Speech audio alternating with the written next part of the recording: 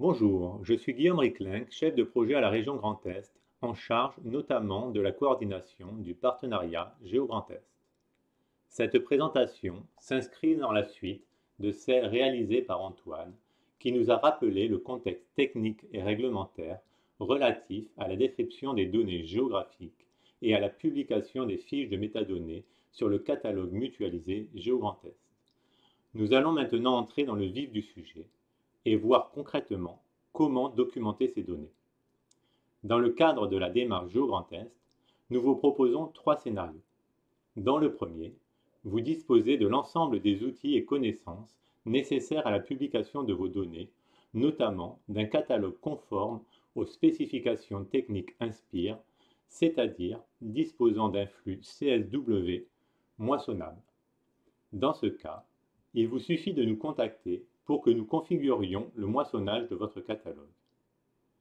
Dans le second cas, vous disposez d'un ensemble d'outils et de connaissances, mais avez besoin d'un appui.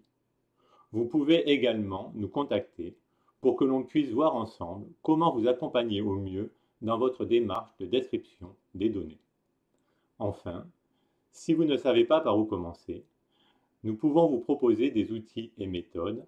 Nous allons, dans cette vidéo, nous placer dans ce troisième cas. Intéressons-nous maintenant aux différentes étapes de la publication. Nous avons fait le choix de découper ce processus en 4 étapes. Tout d'abord, préparer sa publication. Ensuite, décrire à proprement parler ses données. Ensuite, enregistrer et publier sa fiche de métadonnées. Enfin, mettre à jour la fiche de métadonnées. En effet, une donnée est généralement une ressource vivante qui peut évoluer dans le temps et que nous serons amenés à mettre à jour régulièrement. Je vais décrire ici les 2 premières étapes. Les étapes 3 et 4 seront présentées par Brigitte dans une autre intervention. Avant de se lancer dans une démarche de description, il est essentiel de faire le point sur les données que l'on souhaite documenter. Il faut tout d'abord connaître les données et rassembler les éléments utiles. Cela évite de perdre du temps. Il est notamment important d'identifier les fichiers que l'on souhaite lier à notre fiche de métadonnées. Logo, document méthodologique, catalogue d'objets, par exemple. Il peut être également intéressant de définir à l'avance l'identifiant de la donnée. Comme nous le verrons par la suite, il s'agit d'une information obligatoire à renseigner. Elle correspond à un code commençant par FR, suivi du numéro sirène de votre structure et du nom de la donnée que vous aurez défini sous une forme codifiée, sans espace ni caractère spécial.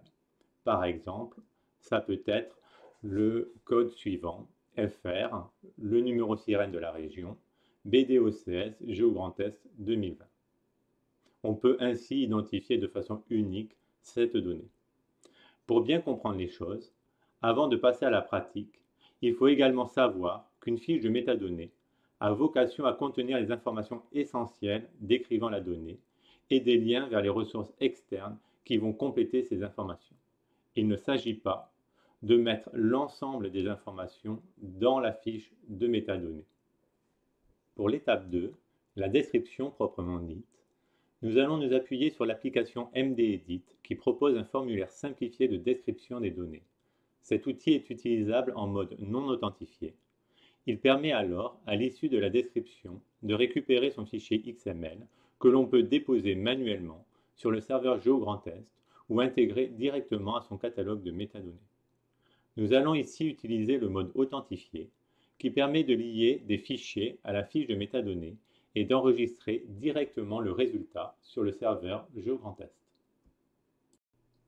Dans MDEdit, pour s'authentifier, il vous suffit de cliquer sur le petit cadenas en bas à gauche de l'écran. Vous êtes alors redirigé vers la page de connexion de la plateforme Géo-Grand Est. Il faut naturellement disposer d'un compte sur la plateforme et nous avoir demandé l'attribution de droits adaptés.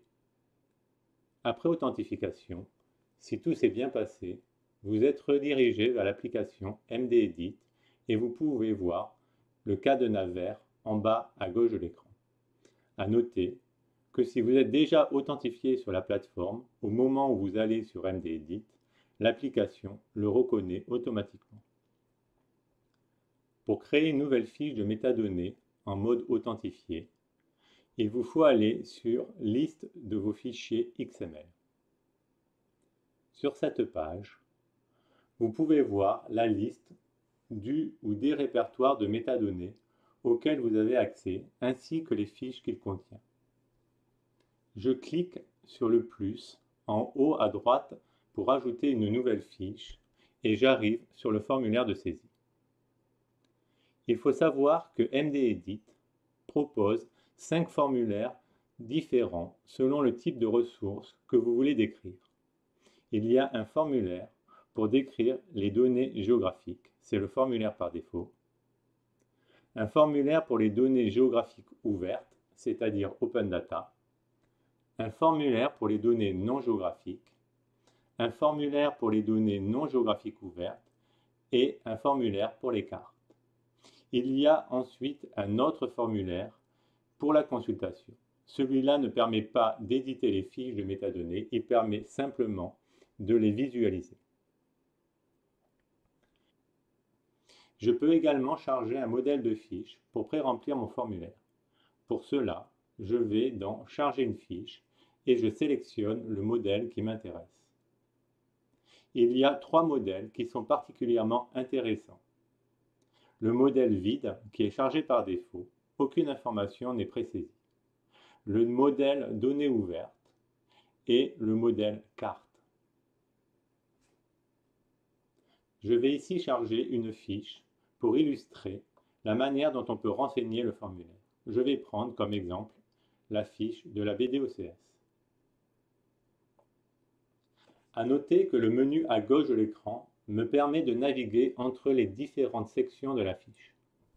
Il me permet également de passer de la vue simple à la vue complète, qui donne accès à des informations techniques qui sont masquées par défaut. Nous n'allons pas voir ici l'ensemble des informations descriptives d'une donnée. Il existe un guide d'utilisation de MDEdit très complet sur le sujet. Je vais plutôt m'attarder sur quelques champs particulièrement importants. À noter que les champs obligatoires, selon Inspire, apparaissent en rouge tant qu'ils ne sont pas renseignés. Commençons par le titre. C'est généralement ce qui permet d'identifier une fiche et une donnée. Il est donc très important qu'il soit significatif. Il faut savoir que sur le géoportail national, le titre doit être unique sur l'ensemble des fiches du géoportail. Il faut donc éviter les titres du genre arrêt de bus et indiquer si possible, à minima, le type de ressource, le nom de la donnée, la version ou le millésime, le nom de l'emprise ou du territoire concerné. Par exemple, base de données d'occupation du sol SIGAL 2000-2008 et 2011-2012 version 2, BDOCS 2000-2008, 2011-2012 SIGAL V2-Alsace est un titre significatif. Nous savons ici de quoi il s'agit, de l'emprise et du millésime ou des millésimes de la donnée. Intéressons-nous maintenant au résumé. Il permet d'avoir une description plus précise de la donnée. C'est également un élément essentiel qui doit permettre de répondre aux questions du type « Que représente cette donnée ? Pourquoi a-t-elle été constituée ? Quel est son usage actuel ? Quelles sont les informations qui la caractérisent ? Etc. » L'objectif du résumé est d'être relativement précis et concis à la fois. L'identifiant de la donnée, j'en ai déjà parlé, je ne vais pas m'y attarder ici. Pour rappel, c'est un champ obligatoire qui est généralement de la forme FR suivi du numéro sirène de votre structure et d'un code que vous avez déterminé. Il ne doit pas contenir d'espace ni de caractères spéciaux. Il ne doit jamais être modifié lors de la mise à jour de la fiche. Le thème européen et la catégorie internationale correspondent à des listes de valeurs prédéfinies. Ils sont obligatoires. Il est préférable généralement de renseigner un seul thème européen et une seule catégorie internationale. Passons aux mots-clés. Ce n'est pas un champ obligatoire, mais je m'y arrête car c'est un champ riche d'informations. Les mots-clés doivent être indiqués en minuscules et au pluriel. Il existe par ailleurs des mots-clés spécifiques, notamment le mot-clé données ouvertes pour les données en open data et géoportail pour les fiches que vous renseignez sur la plateforme GeoGrandTest et que vous souhaitez qu'ils soient remontés au niveau national.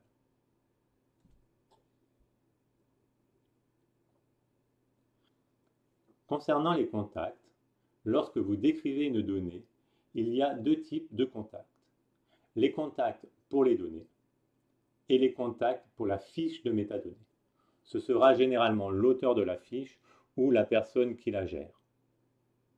Quand on saisit un contact, il faut être relativement précis et renseigner si possible une personne qui connaît la donnée, mais évitez cependant d'indiquer le nom d'un stagiaire ou d'une personne qui serait susceptible de ne pas rester dans votre service très longtemps. À noter qu'il y a 3 informations obligatoires selon Inspire: l'email, l'organisme et le rôle.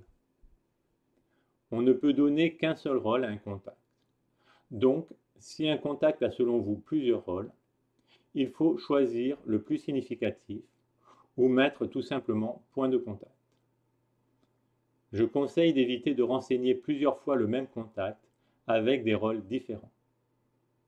Par contre, vous pouvez indiquer votre structure comme propriétaire et vous-même ou votre service comme gestionnaire de la donnée. À noter qu'il est possible de dupliquer un contact via les boutons en haut à droite d'un contact. Pour ajouter un nouveau contact, utilisez le bouton plus. Pour le supprimer, utilisez le bouton moins. Brigitte évoquera la question des fichiers joints, comme les logos, lors de la mise à jour de la fiche tout à l'heure. Passons maintenant à l'emprise géographique. MDEdit propose un système d'autocomplétion sur les emprises administratives. Il me suffit donc de taper le nom d'une emprise et les coordonnées sont automatiquement complétées. Il faut noter qu'il est préférable de renseigner l'emprise de la zone d'étude et non celle des données.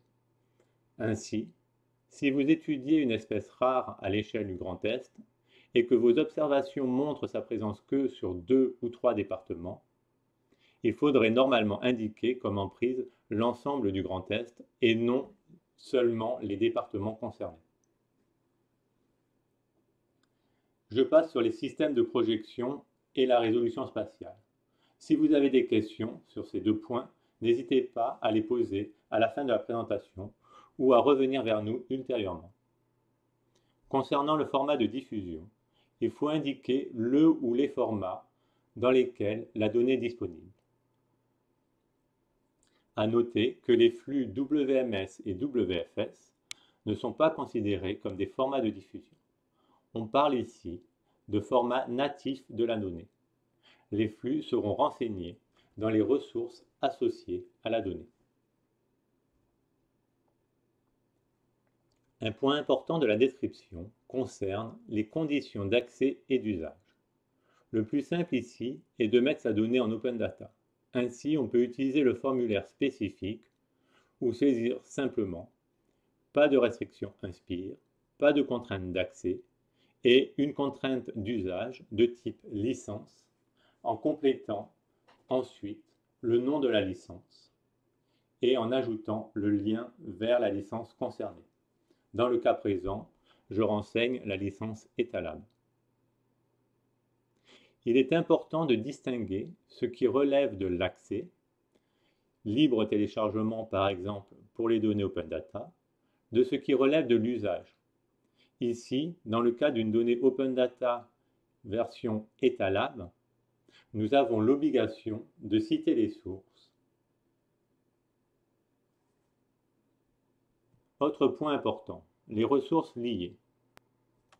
C'est ici que nous allons pouvoir indiquer les liens vers les informations que l'on ne saisit pas directement dans la fiche, comme par exemple un rapport méthodologique, un guide d'utilisation des données ou le catalogue d'objets des données, c'est-à-dire la liste des champs de la table attributaire avec leur description. Brigitte expliquera dans sa présentation comment ajouter un document et le lier à la fiche.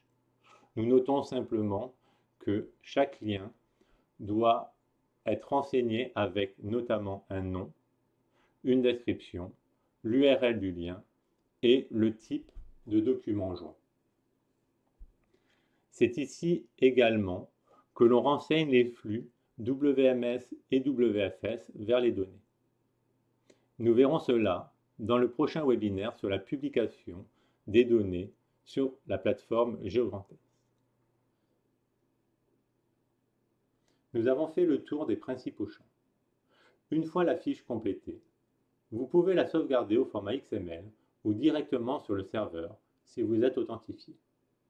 C'est ce que Brigitte vous expliquera dans la prochaine présentation. Il y aurait encore sans doute beaucoup à dire sur la manière de saisir et remplir une fiche de métadonnées. Pour plus d'informations, je vous invite à consulter le guide d'utilisation de MDEdit et revenir vers nous au besoin. Merci de votre attention. Si vous avez des questions, n'hésitez pas, c'est le moment.